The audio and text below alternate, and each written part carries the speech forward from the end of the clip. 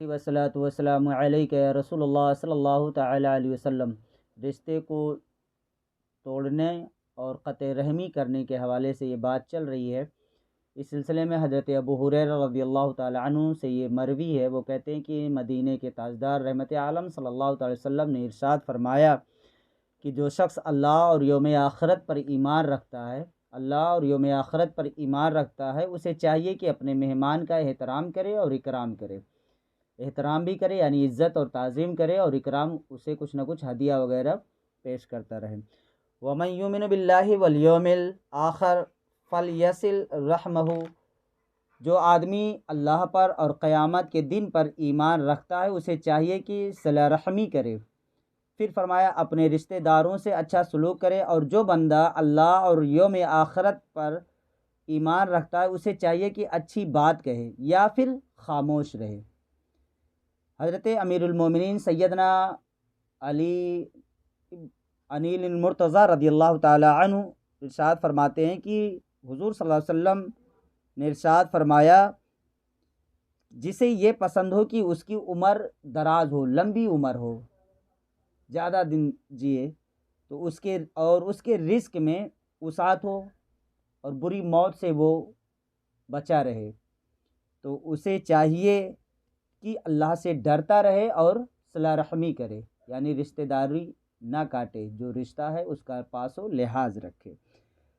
हज़रत अनस रज़ियल्लाहु ताला अन्हु नबी अक़दस सल्लल्लाहु अलैहि वसल्लम से रिवायत करते हैं कि आप सल्लल्लाहु अलैहि वसल्लम ने इरशाद फरमाया, सदका सिला रहम दो ऐसे अमल हैं, सदका और सिला रहम दो ऐसे अमल हैं कि उनकी बरकत से अल्लाह ताला बंदे की उम्र में इजाफ़ा करता है और बुरे ख़ात्मा से बचाता है और नाजायज़ हराम काम से दूर रखता है।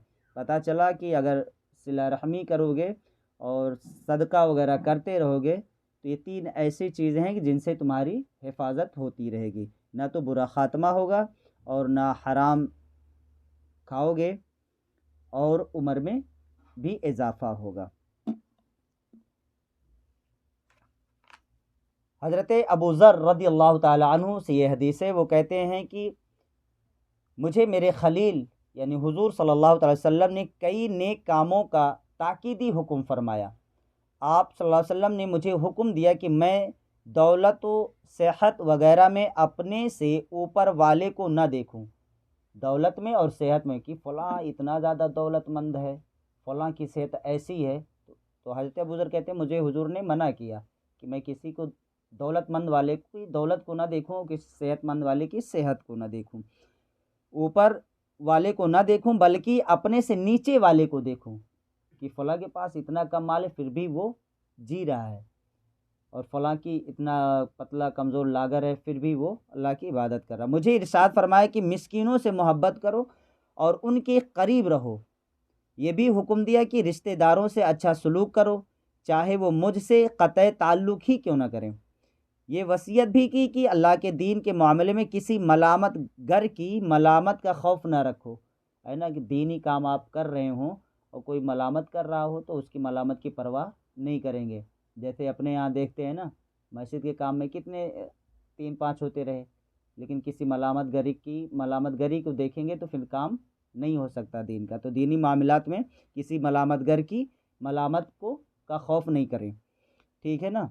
मुझसे ये भी इरशाद फरमाया कि सच्ची बात करूं, अगरचे कड़वी हो, बात हमेशा सही कहनी चाहिए, सच कहनी चाहिए, चाहे कोई खुश रहो और चाहे नाराज़ रहे। और ये ताकीदी हुक्म भी दिया कि ला हौला वला कुव्वता इल्ला बिल्लाह कसरत के साथ पढ़ा करूं, यानी ये कलमा ला हौला वला कुव्वता इल्ला बिल्लाह, इसे कसरत से पढ़ना चाहिए, क्योंकि ये जन्नत के ख़जानों में से एक ख़जाना है। ला हौला वला कुव्वता इल्ला बिल्लाहि अलील अज़ीम, ये जन्नत के ख़जानों में से एक ख़जाना है। हज़रत उम्मुल मोमिनीन सैयदा मैमूना रज़ियल्लाहु ताला अन्हा से रिवायत है, इनकी मज़ार अक़दस मस्जिद आयशा से थोड़ी सी दूर पर चल करके बिल्कुल रोड के बीच ही में है। ये उम्महातुल मोमिनीन हैं। फरमाती हैं कि उनसे रिवायत है, उन्होंने अपने एक कनीज़ को आज़ाद कर दिया, अपनी एक خادمہ کو آزاد کر دیا اور نبی کریم صلی اللہ علیہ وسلم سے اس کی اجازت نہیں لی۔ جب آپ صلی اللہ تعالی وسلم حضرت میمونہ کی باری پر ان کے یہاں تشریف لائے تو حضرت میمونہ نے عرض کیا کہ یا رسول اللہ، آپ جانتے ہیں میں نے اپنی کنیز کو آزاد کر دیا ہے۔ حضور نے فرمایا واقعی تم نے آزاد کر دیا؟ تو حضرت میمونہ نے عرض کیا جی ہاں۔ اس پر آپ صلی اللہ علیہ وسلم نے فرمایا کاش تم وہ کنیز اپنے ماموں کو دے دیتی تو اس سے بھی زیادہ اجر تمہیں حاصل ہوتا۔